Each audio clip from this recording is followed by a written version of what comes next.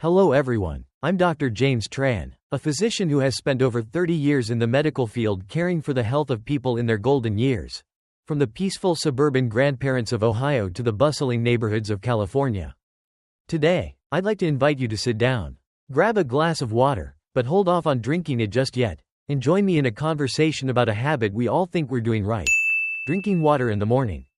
Have you ever wondered, why do I drink water every morning but still feel bloated, tired, or even get headaches? If so, you're not alone. I once had a patient in Seattle, Mrs. Mary, 72 years old, who told me, Dr. James, I drink water exactly as they say. So why do I still feel so uncomfortable? Through stories like hers, I've realized that drinking water isn't just about pouring it into your mouth, it's an art. Especially as we age, when our bodies aren't as youthful as they were at 20 or 30. In this article, or if this is a video, I hope you'll watch it all the way through. I'll share the 5 most common mistakes older adults make when drinking water in the morning, along with simple yet surprisingly effective fixes. These are real-life insights from my clinic, born from the warm hugs and thank yous of patients across the US. So, are you ready? Before we dive in, drop a comment below and let me know where you're at: Chicago, Miami, or a small town in Texas? I'd love to feel closer to you. Mistake 1. Drinking cold water right after waking up. The morning shock your body doesn't want. Imagine you've just had a long 7 to 8 hour sleep, a restful slumber. I hope that left you refreshed. During that time, your body was like a car parked in a cold Minnesota garage overnight, the engine off. Everything quiet, not a sound. Your heartbeat slowed, your stomach paused its work, and your blood flowed gently through your veins, all in a deep state of rest to recover from the day.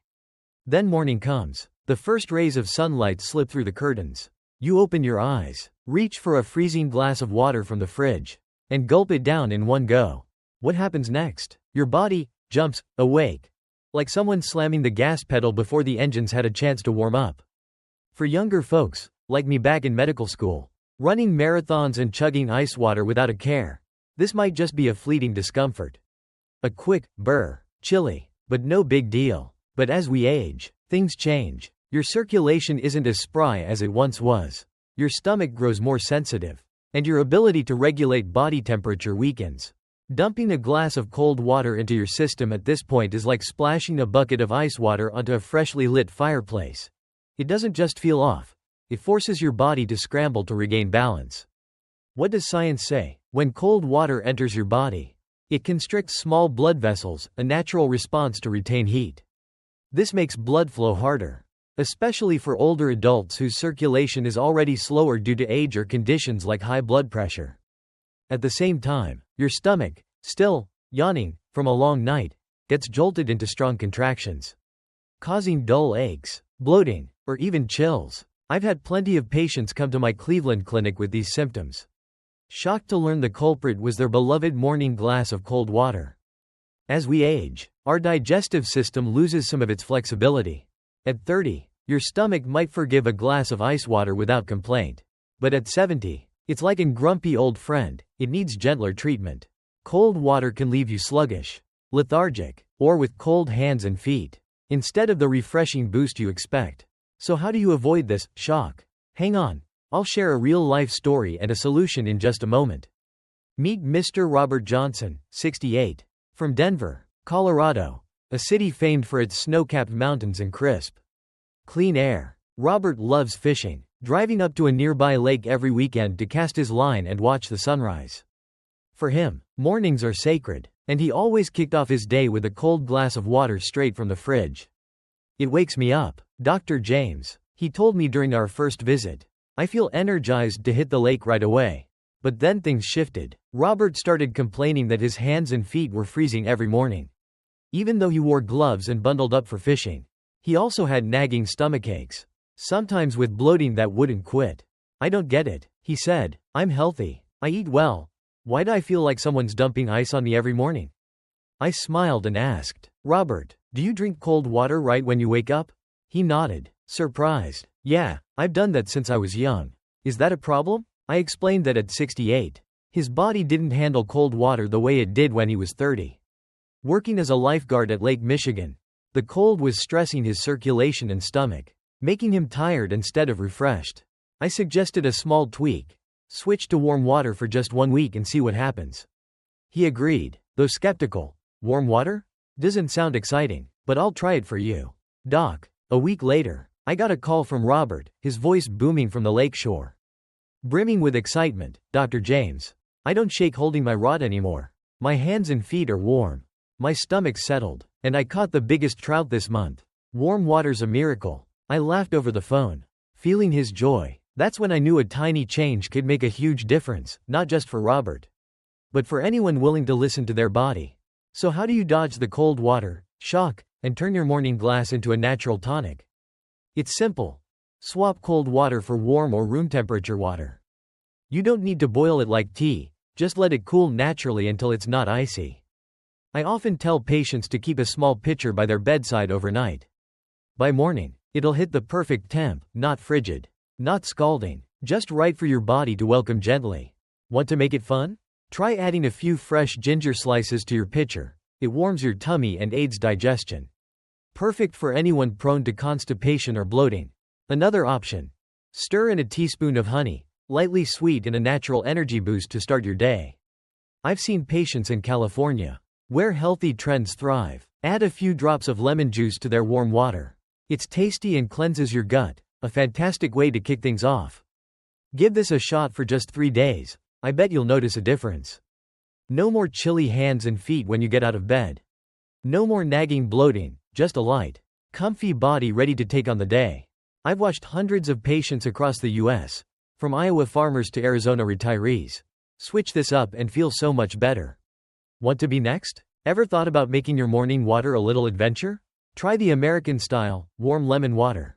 I picked up from a patient in New Orleans. Squeeze half a fresh lemon into a cup of warm water. Add a touch of honey. And stir. The tangy sweet mix wakes up your taste buds while the warmth soothes you. Not a lemon fan? How about a few orange slices or a pinch of cinnamon? Cinnamon's not just aromatic, it helps regulate blood sugar. A neat trick for heart health watchers. Here's another way to enjoy it. Turn it into a little ritual. Set your glass by the window. Watch the early sun filter through the trees, whether you're in suburban Atlanta or downtown Chicago. Natural light's a mood-lifting tonic.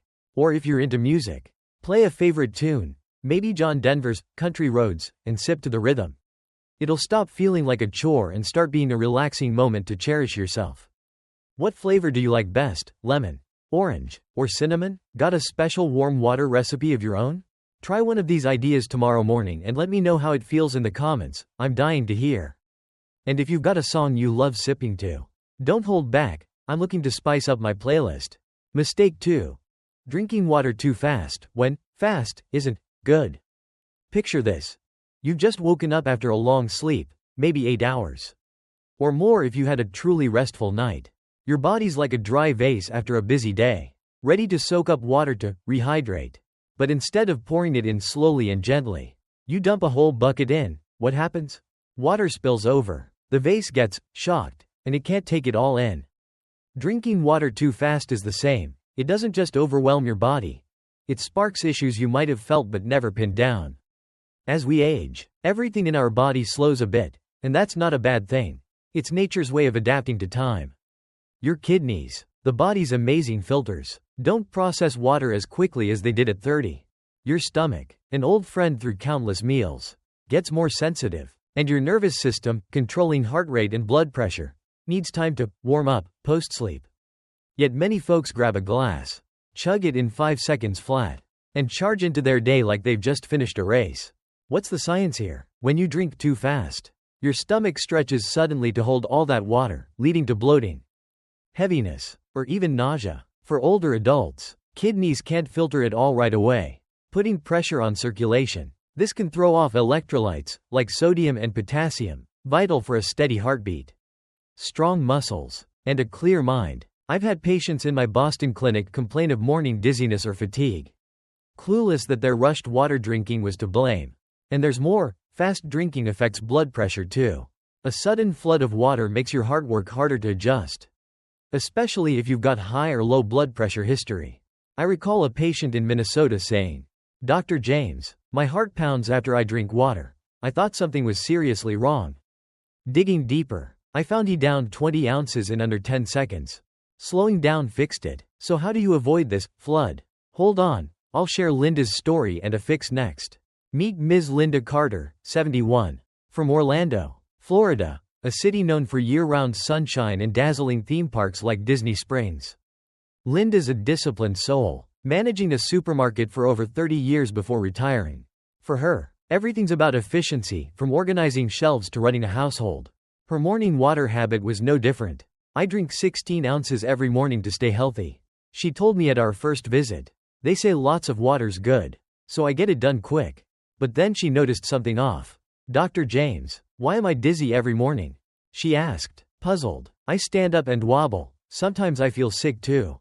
I thought maybe I'm anemic or something. I sat with her, hearing out her routine. Probing further, I discovered what I call her supermarket style, grabbing a glass, chugging it in under 5 seconds. Like she's racing to clear a checkout line before opening time. I explained that at 71, her body didn't need fast anymore, it craved slow and steady. Gulping 16 ounces in seconds was like flooding a small vase. Her stomach got swamped. Her kidneys couldn't keep up. And her nervous system overreacted, causing dizziness. I suggested a tweak. Split the water into sips over 15 minutes instead of downing it all at once.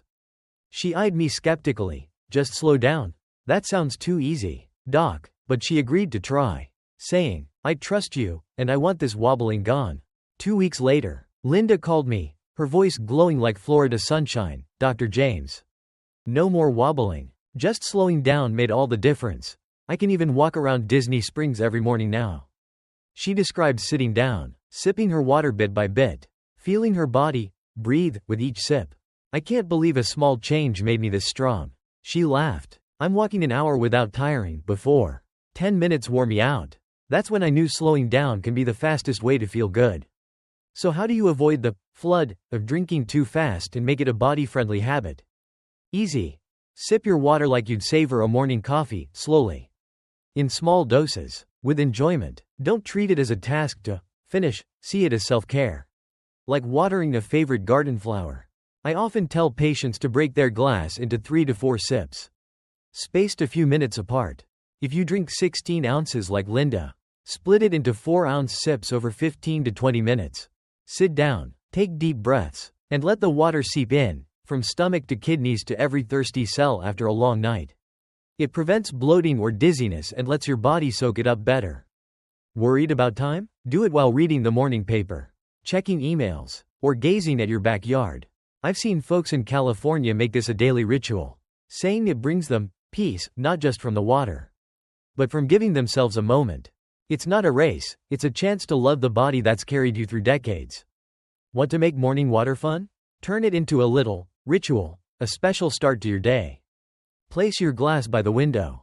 Watch the sunrise glow through the trees, whether you're in suburban Philly or central Houston. Natural light lifts your spirits. Or if you're a music buff, play a favorite song, say, Lynyrd Skynyrd's Sweet Home Alabama, and sip to the beat.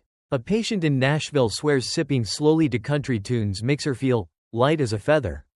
For a creative twist, add a hint of flavor, nothing fancy. A few cucumber slices bring a cool freshness. Or a pinch of mint makes it fragrant. Try a teaspoon of natural apple juice, lightly sweet and digestion friendly. These little touches don't just slow you down, they make your water a morning treat to look forward to. How do you feel sipping water to music? Got a special morning ritual yet? Try one of these tomorrow and share your story in the comments. I'd love to hear it. And if you've got a tune to pair with your water, spill it. I'm eager to enrich my playlist. Mistake 3. Using plastic bottles overnight, the hidden enemy in your daily routine. Imagine going to bed each night with a plastic water bottle by your side, maybe one you picked up at the store, reused a few times to save a buck. Your room isn't fridge cold but cozy, especially if you're in places like Arizona or Texas, where nighttime temps can hit 70 degrees Fahrenheit, 21 degrees Celsius. Overnight, that plastic bottle sits quietly beside you. But it's not sleeping like you think. Instead, it's silently doing something you don't want, leaching chemicals into the water you'll drink come morning. One notorious culprit is BPA, bisphenol A, a chemical common in hard plastics. Like cheap or old water bottles, Even BPA-free bottles aren't fully safe, as they might contain similar stuff like BPS or BPF. Just as harmful. These are called endocrine disruptors. Sounds technical, but it means they can mess with your hormones, like a clumsy conductor throwing an orchestra into chaos. At 60, 70, or 80, our endocrine system's already more sensitive. Hormones like insulin, thyroid, or cortisol shift with age. And adding plastics, troublemakers, only worsens things. I've had patients in my Seattle clinic complain of lingering fatigue, sleep troubles, or even darkening skin with no clear cause. Asking about their water habits, I often find they leave plastic bottles overnight, sometimes near heaters, lamps, or in warm rooms. It's not just hormones. Your liver and kidneys, silent heroes of your body, work harder to filter these chemicals. For young folks, this might be minor, but as we age, these organs tire, less efficient than before. The result? Fatigue, headaches, or poor digestion. Symptoms you might chalk up to age but tie back to that little plastic bottle. Science backs it. A Harvard study shows long-term, low-level BPA exposure can raise risks of chronic fatigue and metabolic issues in older adults. So how do you dodge this hidden enemy? Wait, I'll share George's story and a fix soon. Meet Mr. George Miller, 78. From Phoenix, Arizona, a city famed for scorching days and sprawling golf courses under clear blue skies. George is diligent about hydration, proud he never lets himself dry out in the desert heat. Every night, he kept a plastic bottle by his bed, one he'd reused for a year, right near a small heater to warm his room during Phoenix's rare chilly nights. I like things easy, he told me at our first visit. Plastic's cheap, handy, I just reach over and drink. But then he felt off. Dr. James, I've got constant headaches, he grumbled, worried. I'm tired all day. Digestion's awful, everything feels heavy. I thought it was something serious. I listened as he shared his life, from morning golf with pals to afternoons reading under a cactus shade. When I asked about his bottle, he chuckled. Oh, that? Been by my bed a year, no big deal. I gently explained that plastic, especially near heat overnight, might be pouring chemicals into his water. George was stunned. Chemicals? From plastic? I thought it was safe. I clarified that even a warm 70 to 80 degrees Fahrenheit room could make plastic release BPA and similar stuff. At 78, his liver and kidneys weren't clearing it well, causing headaches, fatigue, and gut trouble. I suggested a switch. Use a glass bottle and fresh water each morning. No overnight storage. He nodded. Dubious. Sounds odd, doc, but I'll try. I went to golf without dragging. 2 weeks later, George called from the golf course, voice bursting with glee. Dr. James. No more headaches. I golf all morning strong, no gut woes or fatigue. Glass is a lifesaver. He bought a small glass bottle, kept it on his nightstand, and poured fresh tap water each day, no plastic. No overnight sitting. I can't believe a bottle mattered so much. He laughed. I'm bragging to my golf buddies now. That's when I knew the smallest things, like a bottle, can make the biggest impact.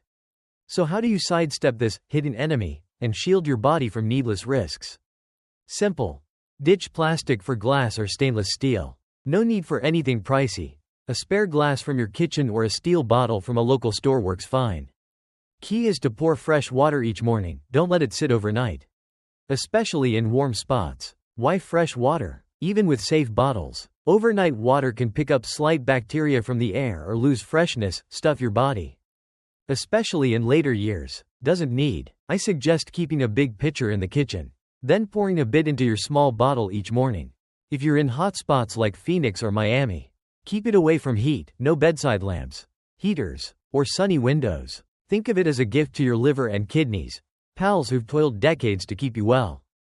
Glass or steel isn't just safer, it's kinder to the planet. A perk folks in Oregon and California love. Start today. Toss that old plastic bottle and grab a new option. I bet in a few days, you'll feel lighter, less tired, and ready for anything. Want to make your new bottle extra fun? Get a stainless steel one in a color you love, cool Montana sky blue, vibrant Maine fall red, or sleek New York silver. Feeling crafty? Slap on a sticker, American flag, sunflower, or your handwritten name. A Nashville patient stuck a guitar sticker on hers. She says it cracks her up every morning. If glass is your thing, why not a cute cup with a lid? Keep it by your bed. Toss in some lemon or cucumber slices the night before. And wake up to tasty water. These little touches don't just encourage drinking, they turn it into a daily delight. I've seen Texans make their bottles art pieces. They say it feels fancy, sipping from them.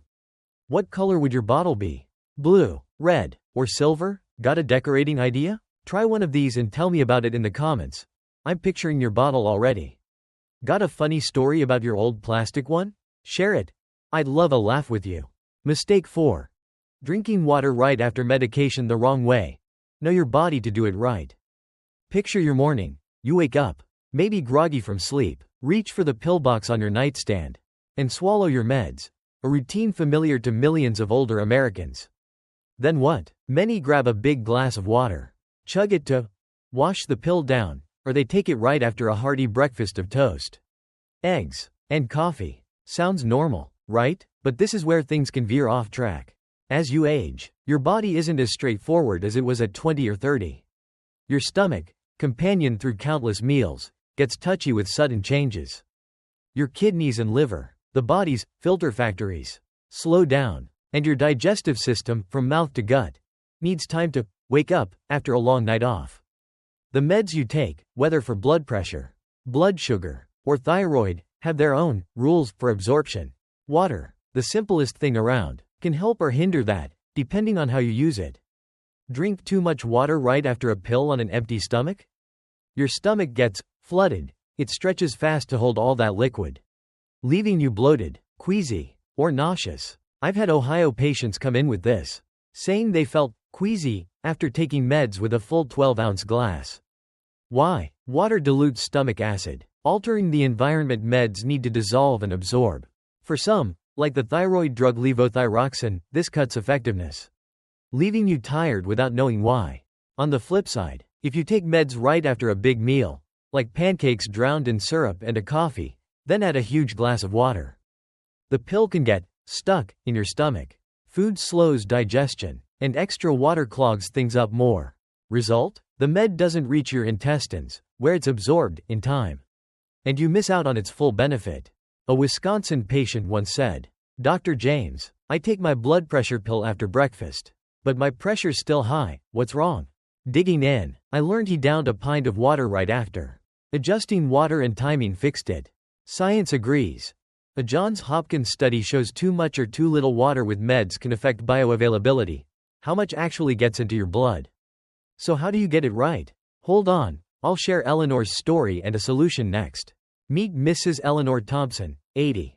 From Portland, Oregon, a city known for drizzly days and lush parks like Forest Park.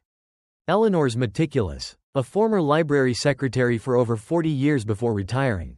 Health's her top priority, and she strictly follows her levothyroxine thyroid dose. "I never miss a pill," she told me at our first visit, voice full of pride. "I take it right when I wake up, with a big glass of water to make sure it goes down." But then she felt off. "Dr. James, I'm uncomfortable every morning," she said, eyes tinged with worry. "I'm nauseous, bloated, and weak. I thought my meds were the issue." I sat with her, hearing about her routine, from waking at 6 a.m., taking her pill, to strolling the nearby park when the rain cleared. When I asked about water, she blinked. "I drink a full glass, about 10 ounces, 'cause I figured more is better."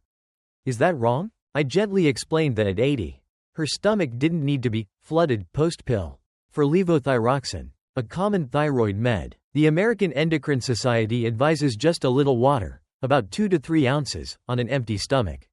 Waiting 30 to 60 minutes before eating.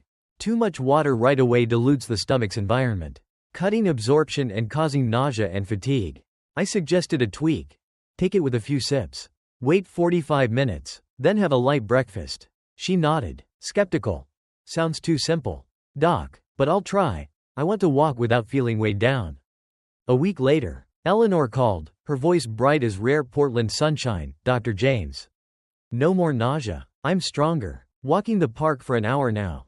She took just 3 ounces, enough to swallow, then read or watch the rain for 45 minutes before a slice of bread with jam. "I can't believe a little water change made this difference." She laughed. "I'm bragging to my old library pals now." That's when I knew understanding your body and doing it right can turn a rough day into a great one. So how do you drink water right with meds to maximize absorption? Simple. Use just a little, about 2 to 3 ounces. A few sips, to swallow. And wait 30 to 60 minutes before eating if the med needs an empty stomach. For most morning meds, like blood pressure or thyroid ones, the right amount is key, not too much to swamp your stomach. Not too little to leave the pill stuck in your throat. Most crucially, ask your doctor or pharmacist how to take your specific med, each has its own personality. Levothyroxine needs an empty stomach and minimal water, while blood pressure meds like lisinopril might be more flexible. If you must eat right after, like with some diabetes drugs, sip just enough to swallow. Avoiding a big pour. Think of it as a little dance between you, your meds, and water. Each step in sync for the best effect. I often tell patients to start their day with meds and a few sips. Then relax, read the paper, listen to the radio, or watch The Garden before breakfast. Your body will cooperate better, no bloating or nausea. Just a light, ready feeling for the day. Want to make taking meds and water more fun? Try a mini med journal. Grab a small notebook or phone note. Jot the time, water amount, and how you feel after. It tracks your health and feels like a chat with your body, a meaningful self-care move. Feeling creative? Use a cute little cup for your med water. Maybe a ceramic one from a local craft shop or a floral glass you adore. A Santa Fe patient uses a turquoise ceramic cup for her morning dose. She says it makes her feel special. Add a tiny lemon slice if your med allows, fragrant and easy to sip. What meds do you take mornings? Blood pressure, diabetes, thyroid? Share in the comments. I'd love to offer tips. Tried the journal or a new way? Tell me, I'm eager to learn from you. Mistake 5. Only drinking water and skipping breakfast, running out of fuel for the day. Imagine waking after an 8 to 10 hour sleep. Maybe a calm night with soft breezes outside. Or one where you stirred for water or a bathroom trip. All that time, your body's been fasting, no food, no energy. Just rest to recharge. It's like a car out of gas after a long drive. The tank's empty. The engine waiting to be refueled. What if you just added coolant and no gas? It wouldn't budge, same with your body. Water, as great as it is just coolant. It hydrates cells, keeps kidneys humming, and smooths things out. But it's not fuel, no calories, protein, or carbs to power your day. After 8 to 10 hours without food, your blood sugar's at its daily low. Your brain, keeping you sharp, needs glucose to work. Your muscles, even for a short walk, need energy to avoid trembling. And if you've got diabetes, skipping breakfast is riskier, as it can swing blood sugar hard, causing dizziness or serious fatigue. I've seen many older Americans follow the intermittent fasting trend, skipping breakfast, from online tips or friends.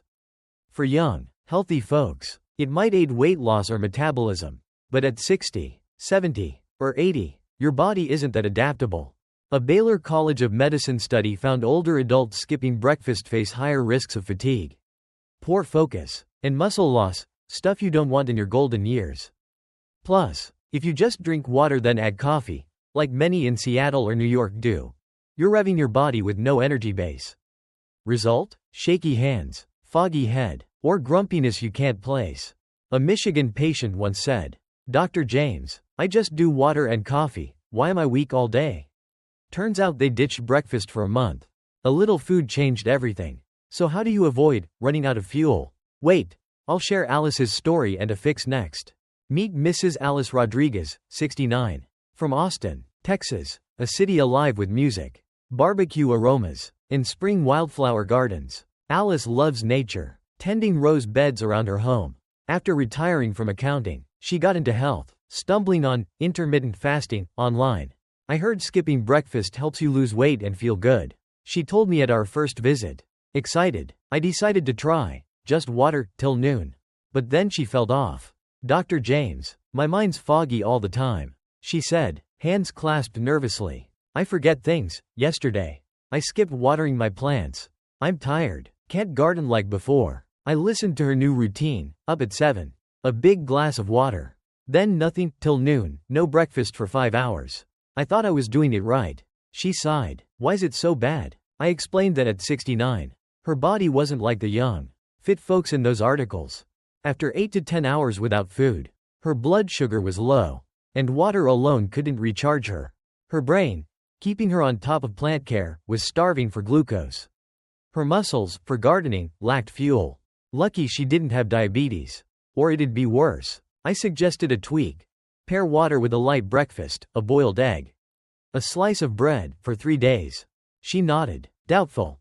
Just that? I thought fasting was healthier. But she tried, saying, I want to garden without fading. 3 days later, Alice called, her voice bright as Texas sun. Dr. James. I'm reborn. No more fog. I garden all morning now. She started with a boiled egg, toast with butter, and a small water. My mind's clear. No shaky hands. I even planted a new flower bed, she laughed. I can't believe a little food did this. I'm telling my garden club pals. That's when I knew a small breakfast can be the mightiest medicine. So how do you avoid running out of fuel and start your day strong? Easy. Pair water with a light breakfast.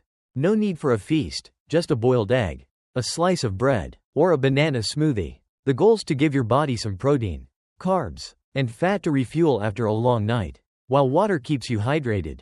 Think of it like tending a beloved car. Water's the oil. Food's the gas to get it going. A boiled egg, 5 minutes to prep, offers protein for strong muscles.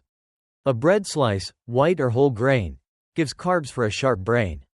For quick ease, a banana milk smoothie's perfect, tasty and nutrient-packed. I tell patients to start small and simple, no stress. Just enjoyment. Because at this age, you deserve that. This matters extra if you've got diabetes or low blood pressure. Skipping breakfast can spike blood sugar or dizzy you. Even if you're healthy, a light meal powers you for what you love, reading the paper, playing with grandkids, or strolling the block. I've seen hundreds across the U.S., Iowa farmers to Arizona retirees, switch this and glow with energy. Want to try? Want to make your little breakfast a daily joy? Try an American-style smoothie, a California patient's recipe. Blend a ripe banana, a cup of milk, and a spoonful of peanut butter. 5 minutes for a sweet, protein-rich breakfast that lasts till lunch. Prefer savory? Pair a boiled egg with cucumber slices and a pinch of salt. Bread fan? Toast a slice with butter and a sprinkle of cinnamon, warm and fragrant. Turn breakfast into a ritual. Set your plate by the window. Soak in the sunrise. Or play a fave song, like John Denver's, Take Me Home. Country roads, savoring each bite. A Nashville patient uses a small porcelain bowl for hers. She says it feels fancy. These touches don't just fill you up, they make your morning richer. What's your go-to? Banana smoothie, boiled egg, toast? Try one tomorrow and tell me in the comments. I'm excited to learn from you. Got a special hometown breakfast? Share it. I'd love to try it. Listen to your body. The key to a vibrant golden age. After over 30 years as a doctor, I believe health isn't about grand gestures but cherishing small moments, like your first glass of water. Drinking it right can transform your morning from sluggish to light, from weary to energized. Try a small tweak today. Warm water over cold. Slow sips over gulps. Clean bottles over old plastic. Proper med timing. And don't skip breakfast. Your body will thank you with healthier, happier days. I'd love your stories. How do you feel after morning water? Any habits you want to change? Drop a comment, even a short one. I'll read and reply. If this helped, share it with loved ones. Health's the greatest gift we can give. Hit follow for more tips from me. Wishing you a fantastic day. You deserve it.